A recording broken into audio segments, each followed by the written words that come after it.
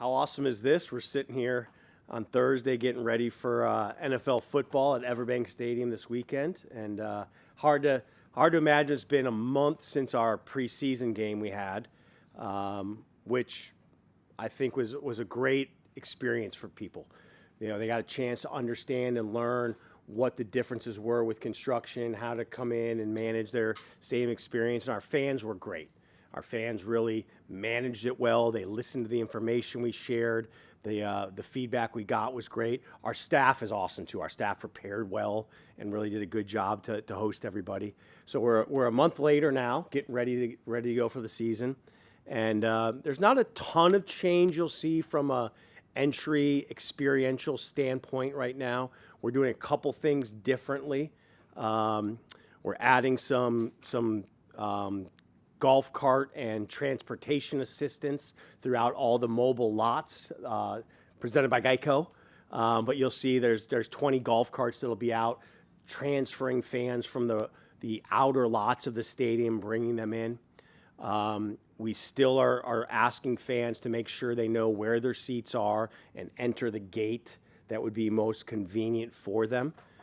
Gate 4, our super gate, will be the one that opens early at 10 o'clock. For our fan entertainment zone, which is a great experience. We want fans to come early, you know that. We tell people arrive early, but that fan entertainment zone in the south end zone will be accessible via Gate 1, also via Gate 7, which is through the flex field, the old practice facility. And there's just a lot of activation and things for fans and kids and families to do. So that'll be really important for everybody.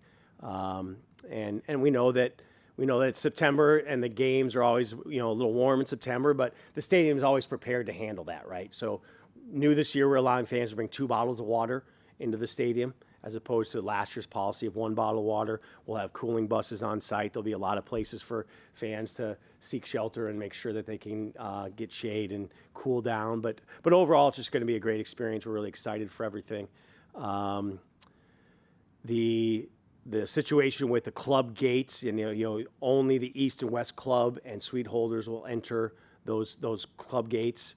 The gates 1, 2, 3, 4 will be for general public. We'll ask fans to continue to manage that, and that's just from a traffic flow standpoint.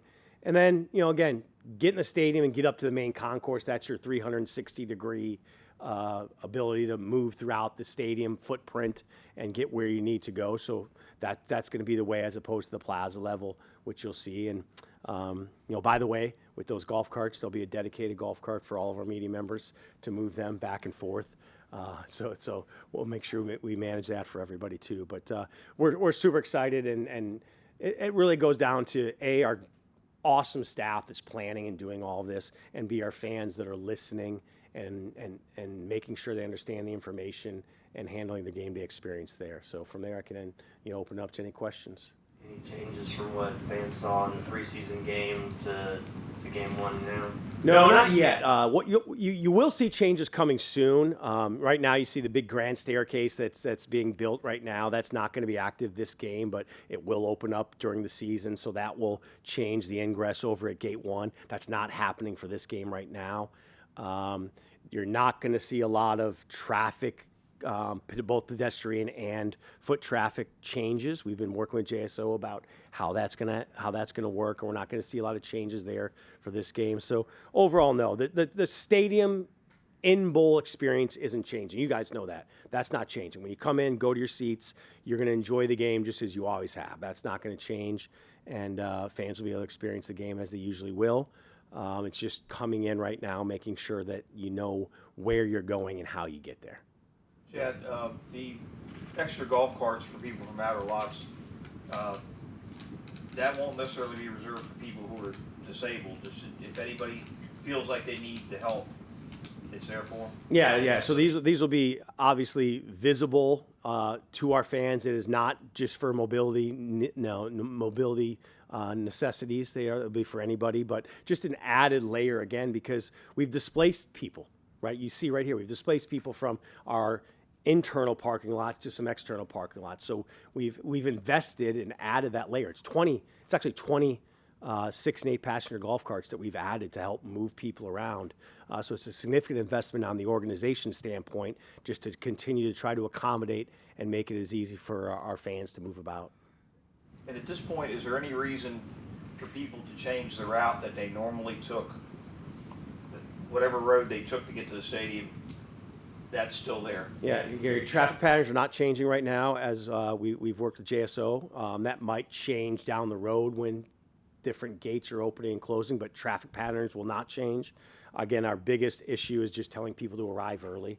Right now, that's, parking lots open at 9 o'clock. The early gates for the South Fan Entertainment Zone open at 10 o'clock, and we continue to encourage people to arrive early and not avoid any issues. But traffic will not change. Pedestrian traffic will not change. All the gates will be open. As you know from last game, we added that additional gate through the flex field, so now all entry points will be wide open.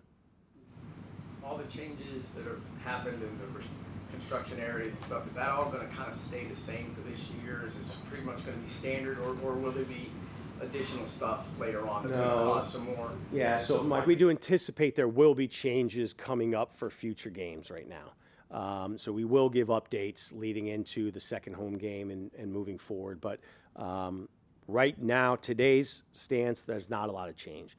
With the new grand staircase, when that opens up, that'll change the whole entry experience for Gate 1, and there may be some changes there. But we do anticipate with construction happening that'll continue.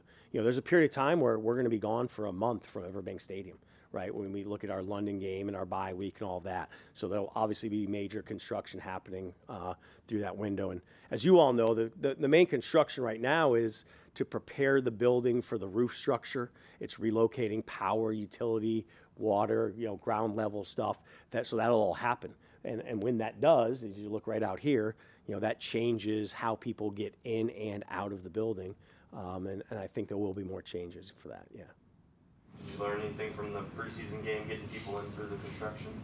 What we did learn from the preseason game is fans did take our information. Like, we did every piece of communication we could. Email, text, app push notifications, the media sharing that. I mean, the information was out there like crazy, right? But fans did learn. And when I look at the data of the actual gates and how many people scanned into which gates and where they went to and where their seats are, it was clear that people really responded and listened. And when we looked at the timing of when they entered the building, it was clear that they came. Now, that was a night game. Remember that, right? That was a weekend night game. So very different than the Sunday 1 o'clock game. So we want people to understand, for the Sunday 1 o'clock game, you still need to do that, come early, and not worry about it being a Saturday where you have your whole afternoon open, so to speak. But we want to make sure people get here early and that they can manage that. And then we did learn some things. You'll see a lot of staff with maroon shirts on that are there for wayfinding, that are there to move people up and down the ramps we talked about from a mobility standpoint. And that group really did a great job. And we learned a little bit about where we could add some resources there. So we've done that as well. So we brought some additional staff in. But that's, when you look at what the organization's done, we've invested in people. We've invested in information sharing. We've invested in how we get people in and out of what we're doing, the golf carts and all that stuff. So we're putting a lot of resources into making sure we can make this the most convenient experience for everybody. So did the preseason game go about as well as you could have hoped? We were really pleased with the preseason game. Yeah, we were. It's going in, thinking about all the things that could be challenges. We really saw a great response from everybody, the staff ourselves, and when I get the feedback from our teams, we were really appreciative and understanding of how that worked. That's why we're not making huge changes. We're just making minor tweaks and adding some resources here or there. But I think the thing that we're most excited about is any change we're making is just added investment, not taking anything away, right? It's not, let's not do this. It's let's do more of this, and that's what we're really investing in. Is there anything extra maybe that those with disabilities would need to know before they hit here, or is there anything that you guys have wanted to put out in front of them? Number one, everyone has their own unique situation. So if you do have a unique situation, we've got a team on standby all the time, right? So just call in and we'll make one-off accommodations for everybody. But the mobility assistance that we've invested in, the golf carts, the extra wheelchairs, the escorts, the wayfinding people, all of that we've done is to make sure their experience is great. There were a number of people I talked to going into the last game where I said, hey, just follow the instructions here. Call me afterward. Tell me about your experience, and let's see what we need to do. Not a single one called me with, I need you to fix this or change that. Every one of them said it did work just like you said. I went to the place you told me. I saw the people you asked me to see. I got to where I needed to go, and it worked out perfectly. So I think that's really what I'm really proud of with our team for executing. Hey, okay, so the stadium lots open at 9. Parking lot's open at 9 o'clock. And the The- Super Gate at 10. Super Gate, Gate 4, as well as Gate 7, which is the old practice facility, the flex field. That opens at 10 o'clock. A lot of activity that happens there so fans can come in and really enjoy themselves. And then regular stadium gates open at 11. So we do want fans to get here early. We do want them to make sure they just avoid that rush of, we know what happens at 12:15. I don't want anyone calling me at 12:15 saying traffic's crazy and things are out of control. I'm trying to get in. Get here early and just avoid that altogether.